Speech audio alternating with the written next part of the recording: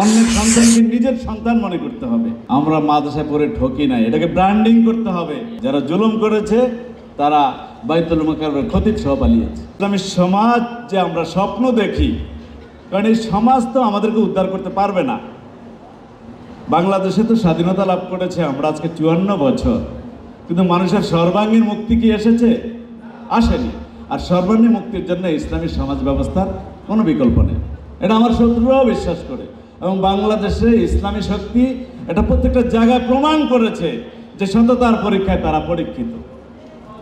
তো বিধায় সে সমাজ প্রতিষ্ঠার জন্য মাদ্রাসাগুলোর শিক্ষক ছাত্রদেরকে বিশাল ভূমিকা রাখতে হবে, অগ্রণী ভূমিকা আপনাদেরকে রাখতে হবে।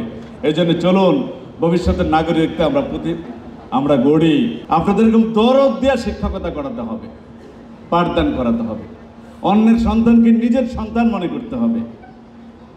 আমরা যে মাদ্রাসায় পড়েছি, আমরা এরকম শিক্ষকদের কাছে পড়েছি, এবং আমরা মাদ্রাসায় পড়ে ঢাকা বিশ্ববিদ্যালয়ের শিক্ষক হয়ে গেছি, পরবর্তীতে ভাইস চ্যান্সেলর আল্লাহ বানিয়েছেন। আমরা মাদ্রাসায় পড়ে ঠকি নাই, এটাকে ব্র্যান্ডিং করতে হবে।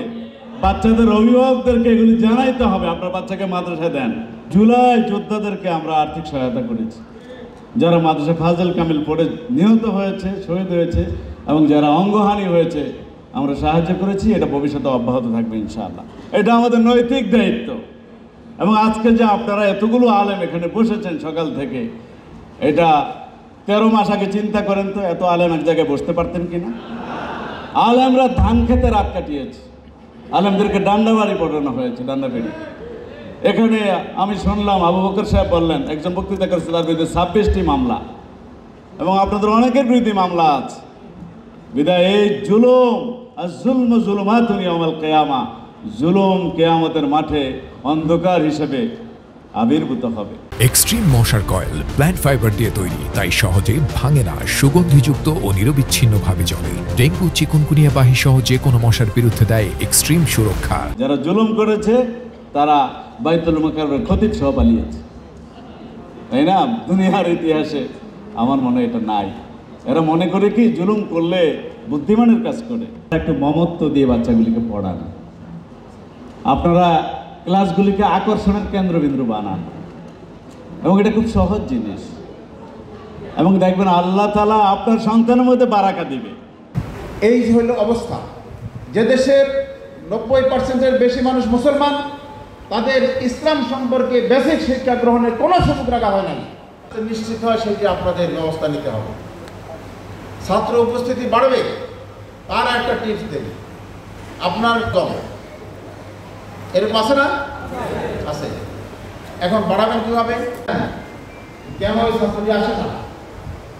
কারণ হতে পারে সে আপনার ক্লাস তার পছন্দের কোনো ইফটিজিংয়ের শিকার হয়েছে, কারণ হতে পারে সে কারো দ্বারা থ্রেট, বিভিন্ন সমস্যা থাকতে পারে। আপনি সেই সমস্যাটি চিহ্নিত করুন। যদি কোনো ছাত্রছাত্রী বাড়িতে কোনো শিক্ষক যায়, তার কি ইজ্জত কমে যাবে? তারা সম্মান করবে, এবং ওই ফ্যামিলির সাথে এই শিক্ষকের যে বন্ডিং হবে, যে শ্রদ্ধাবোধ বাড়বে, সেটি তো অভাবনীয়। এটা আত্মিক সম্পর্ক, এবং দেখবেন ছাত্র উপস্থিতি বাড়বে। আপনি যদি মানসম্পন্ন পাঠদান শিক্ষা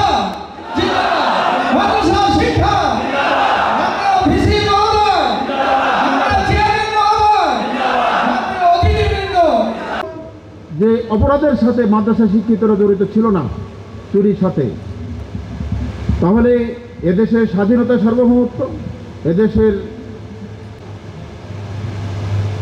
একদল মানুষ আল্লাহর কাছে বলবে, আল্লাহ আমাদেরকে দুনিয়া দাও,